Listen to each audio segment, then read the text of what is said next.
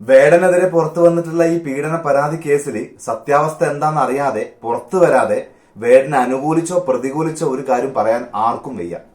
പക്ഷേ ഒരു കാര്യം പറയാതെ വയ്യ. ഒരു വ്യക്തി കത്തിപ്പടർന്ന് തീപ്പന്തമായിട്ട് പ്രസ്ഥാനമായിട്ട് മാറുമ്പോൾ കുന്നോളം കരുതലും കടലോളം സൂക്ഷ്മതയും വേണം, നിർബന്ധമാണ്. ഒരു കടുകുമണി തൂക്കത്തോളം പോരായ്മകൾ വന്നാൽ, ചീത്തപ്പേര് വന്നാൽ അതുവരെ പൊക്കി ഉയർത്തി ആകാശത്തോളം പൊക്കിയിട്ടുള്ള ആളുകൾ തന്നെ പിടിച്ചു താഴെയിടും. ഒരു സംശയം വേണ്ട. പ്രത്യേകിച്ച് വേടനെ ഉയർത്തുന്ന ഒരു രാഷ്ട്രീയം, വേടനെ ഉയർത്തുന്ന ഒരു ജാതീയമായിട്ടുള്ള കാഴ്ചപ്പാടുകൾ, വേടനെ അനുകൂലിക്കുന്ന അത്രയും തന്നെ വേടനെ എതിർക്കുന്ന ആളുകളുണ്ട്.